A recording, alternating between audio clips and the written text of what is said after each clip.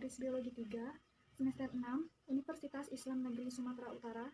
Di video kali ini, saya akan menjalankan dan menerapkan salah satu model pembelajaran Contextual Teaching and Learning atau juga disebut dengan CTL dalam materi pembelajaran Sistem Gerak pada Manusia SMA kelas 11. Assalamualaikum warahmatullahi wabarakatuh.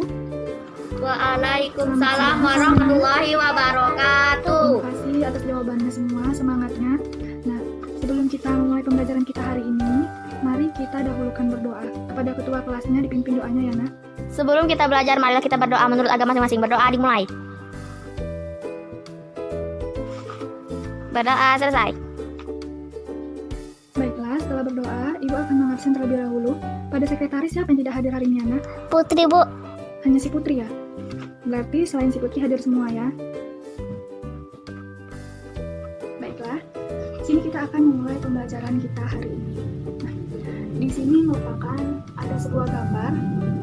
Ada yang tahu gambar apa ini? Ada yang tahu? Ya. Tulang, Bu. Iya benar, tulang. Selain tulang, ada yang tahu gambar apa ini? Rangka, Bu. Iya, rangka. Nah, tulang dan rangka sangat berhubungan dalam sistem gerak pada manusia. Nah, jadi sebelum kita membahas mengenai sistem gerak pada manusia ini lebih jauh lagi, terlebih dahulu kita harus mengetahui tujuan pembelajaran kita hari ini.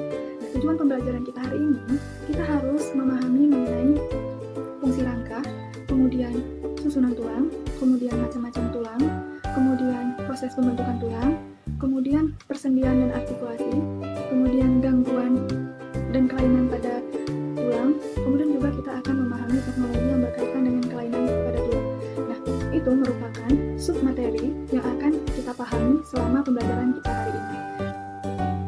Baiklah, kita masuk ke pembelajaran kita hari ini.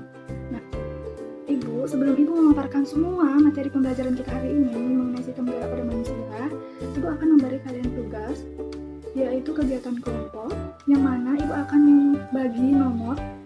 Jika terdapat nomor yang sama, itu merupakan satu kelompok, ya.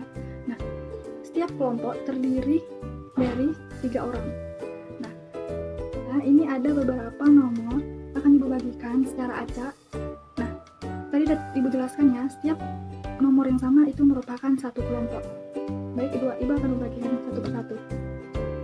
Sudah dapat semua ya lembar kerjanya? Alhamdulillah. Nah, dari lembar kerja tersebut, Ibu akan menugaskan kalian untuk mengidentifikasi secara berkelompok. Nah, dalam mengidentifikasi lembar kerja tersebut, Ibu kasih waktu 20 menit untuk mengerjakan lembar kerja tersebut. Nah, jadi anak-anak, Ibu harap dalam pengerjaan tugas yang Ibu beri tadi, kalian kerjakan dengan tertib ya, tanpa ada suara. Nah, kita kerjakan mulai dari sekarang. Karena waktu kita sudah habis ya, jadi selanjutnya Ibu meminta satu orang dari setiap kelompok untuk mempresentasikan hasil diskusi yang kalian buat agar teman-teman semuanya mendengarkannya. Nah, jadi Ibu minta pada kelompok 1 untuk terlebih dahulu mempresentasikan hasil diskusi kalian. Assalamualaikum warahmatullahi wabarakatuh. Saya Ririn dari kelompok 1 akan mempresentasikan hasil diskusi kami. Jawaban nomor 1 merupakan bagian dari tengkorak. Bagian gambar kedua merupakan bagian tulang anggota badan, tulang dada, dan tulang rusuk. Bagian gambar ketiga merupakan bagian dari tulang ruas-ruas tulang belakang. Alhamdulillah, dari hasil kelompok semua, Ibu lihat hasilnya sangat bagus-bagus. Jadi, Ibu di sini hanya mengulas kembali tujuannya untuk lebih paham dan lebih jelas. Nah, jadi sistem gerak pada manusia itu saling berkaitan dengan namanya tulang. Nah, tulang ini merupakan salah satu penyusun sistem gerak pada manusia. Nah, tulang ini sangat berhubungan dalam pembentukan rangka. Nah, ayo, apa aja fungsi rangka pada manusia? Ayo, siapa yang tahu fungsi rangka pada manusia? Menegak dan menopang tubuh. Iya, benar sekali, sebagai menegak dan menopangkan tubuh manusia. Nah, contoh tulang tersebut itu ada pada tulang belakang dan ada tulang paha. Ayo, siapa lagi yang tahu mengenai fungsi rangka pada manusia? Ya? Sebagai alat gerak pasif, Bu. Iya, benar, sebagai alat gerak pasif. Nah, selain sebagai alat gerak pasif, siapa lagi yang tahu mengenai fungsi rangka pada manusia? Ayo. Pelindung organ lunak, Bu. Iya, betul, sebagai pelindung organ yang lunak. Nah, contohnya itu apa? Pada mata dan otak. Nah, itu merupakan contoh organ yang lunak. Nah, kemudian apa lagi fungsi dari sistem rangka pada manusia? Dapat membuat sel darah merah dan sel darah putih. Iya, benar. Sebagai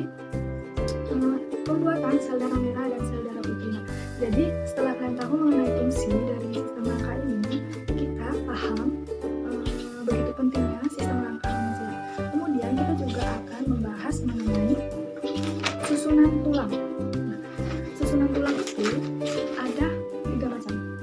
Yang pertama itu ada tulang tengkorak, kemudian tulang badan, dan tulang anggota gerak. Nah, itu merupakan susunan tulang. Kita pertama akan membahas mengenai tengkorak. Nah, apa-apa aja tuh bagian-bagian pada tengkorak? Nah, silakan lihat pada gambar ini. Nah, pada tengkorak terdiri atas tulang muka dan tulang palang. Ini merupakan bagian-bagian dari tulang tengkorak. Nah, kemudian yang kedua itu ada tulang badan. Nah, tulang badan itu terdiri atas tulang belakang, kemudian juga ada tulang dada, kemudian juga ada tulang rusuk. Nah, kita ketahui pada tulang badan ini memiliki bagian-bagian. Nah, bagian-bagiannya apa aja itu? Nah, yang pertama itu ada tulang leher. Nah, tulang leher itu berjumlah 7 ruas. Nah, kemudian ada tulang punggung itu berjumlah 12 ruas. Kemudian juga ada tulang pinggang itu berjumlah 5 ruas. Kemudian juga ada tulang kelangkang itu berjumlah 5 ruas. Dan terdapat juga ada tulang ekor itu berjumlah 4 ruas. Nah, kemudian susunan tulang badan itu yang kedua ada tulang dada. Nah, bagian-bagian tulang dada apa saja? Nah, ayo apa aja? Tulang hulu, Bu. Iya benar, tulang hulu. Selain tulang hulu ada apa lagi? Tulang tajuk pedang. Iya benar, tulang tajuk pedang. Itu merupakan bagian-bagian yang terdapat pada tulang dada. Nah, kemudian bagian-bagian pada tulang badan yang ketiga itu ada tulang rusuk. Bagian-bagian tulang rusuk itu terdiri atas tulang rusuk sejati. Nah, yang berjumlah 7 pasang, kemudian tulang rusuk palsu berjumlah 5 pasang, dan kemudian tulang rusuk melayang itu berjumlah 2 pasang. Nah, kemudian susunan tulang yang ketiga itu adalah tulang anggota gerak. Nah, tulang anggota gerak itu ada 2 macam. Ayo, ada apa aja? Anggota gerak atas, Bu. Iya benar, tulang anggota gerak atas. Dan selain anggota gerak atas, tulang gerak apa lagi? Tulang anggota gerak bawah, Bu. Yaitu tulang anggota gerak bawah. Iya benar. Coba kalian perhatikan pada gambar tersebut. Nah, ini merupakan bagian-bagian dari tulang gerak atas, dan ini merupakan bagian-bagian dari tulang gerak bawah. Paham semua ya?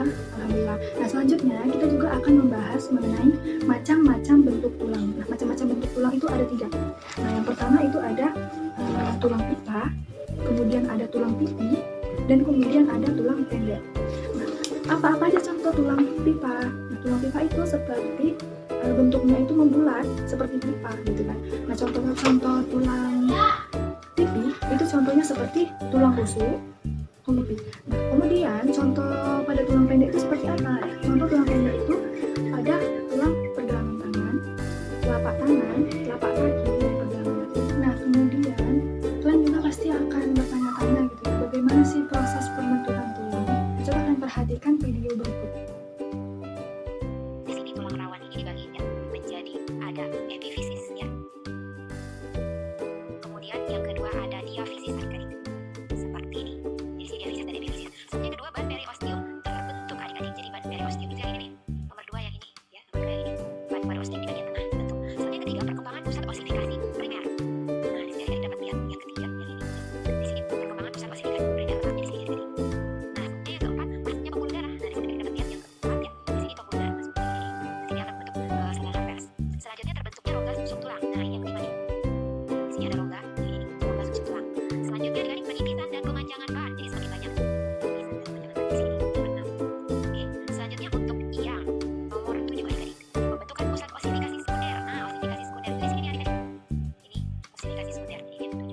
Selanjutnya ke-8 sisa cartilago sebagai lempeng epifisis. Ini yang ke-8 ini sisa cartilago. Di sini ada sisa cartilago atau tulang rawan itu sebagai lempeng epifisis. Dan bentuknya selanjutnya yang terakhir pembentukan batas epifisis. Ini yang ke-9 adik-adik. Jadi di sini ada pembentukan batas epifisis. Nah, seperti ini adik-adik. Maka terbentuklah yang namanya tulang. Nah, video tadi merupakan penjelasan mengenai proses pembentukan tulang. Nah, kemudian kita juga akan membahas ya mengenai persendian atau disebut juga dengan artikulasi. Nah, persendian itu merupakan hubungan antar tulang yang dapat menggerakkan tulang. Nah, pada persendian ini terdapat menurut sifatnya terdapat 3 macam. Pertama itu ada sinartrosis, kemudian ampiartrosis, kemudian juga ada diartrosis.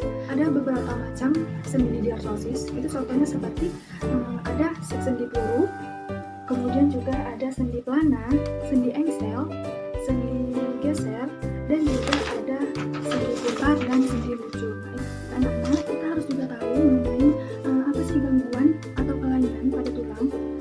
Gangguan pada tulang ini seperti gangguan pada fisik. Contoh gangguan pada fisik ini seperti patah tulang, retak tulang. Nah, itu merupakan contoh dari gangguan fisik. Nah, kalau pada gangguan fisiologis itu contohnya kekurangan hormon dan juga kekurangan vitamin gitu ya. Nah, contohnya itu kitis, osteoporosis dan nekrosis. Nah, kemudian gangguan kedudukan tulang belakang. Nah, itu contohnya seperti kifosis, skiolosis dan lordosis. Nah, kemudian juga ada gangguan kesendian, yaitu seperti terkilir, kemudian ankylosis dan dislokasi. Kita juga harus tahu bagaimana sih teknologi yang dapat membantu dan dapat berhubungan pada kelainan dan kerusakan tulang. Nah, contohnya itu seperti transplantasi sumsum tulang. Nah, kemudian juga ada namanya pergantian sendi. Nah, sendi ini bisa dapat diganti. Kemudian juga ada teknologi seperti penyembuhan patah tulang. Nah, itu merupakan teknologi-teknologi yang dapat membantu dan berhubungan pada kelainan dan gangguan patah tulang. Nah, itu merupakan ulasan mengenai materi kita. Nah, dari ulasan ibu mengenai sistem gerak pada manusia ini, apakah ada yang tidak paham? Nah, jika ada, silakan ditanyakan. Ada yang kurang paham? Berarti semua paham. Jadi dapat Ibu simpulkan dalam pembelajaran hari ini, sistem gerak pada manusia itu memiliki beberapa macam. Itu merupakan salah satunya seperti rangka, sendi. Nah, rangka itu memiliki fungsi. Nah, itu merupakan yang sangat nampak di tubuh kita ini. Nah, seperti itu kita dapat berdiri dengan tegak. Nah, kemudian tanpa rangka kita tidak bisa memiliki sel darah merah dan sel darah putih. Kemudian juga tanpa kita mengetahui sistem gerak pada manusia ini, kita tidak tahu mengenai bagian-bagian fungsi dari tubuh kita ini gitu ya. Nah, terutama pada gangguan-gangguannya gitu. Seperti pada patah tulang itu dapat diobati melalui seperti transplantasi tulang gitu. Nah, itu merupakan kesimpulan dari Ibu. Nah, sebelum Ibu menutup pembelajaran kita hari ini, Ibu akan memberi kalian tugas yang berhubungan dengan sistem gerak pada manusia. Silakan dilihat soal berikut. Dicatat ya, minggu depan dikumpul. Baik anak-anak, setelah selesai Ibu menjabarkan semua mengenai sistem gerak pada manusia. Nah, sebelum kita tutup, mari kita ucapkan hamdalah, alhamdulillahirabbil alamin, dan kita tutup dengan berdoa kepada ketua kelasnya dipimpin doanya ya. Mari kita berdoa dimulai. Berdoa selesai.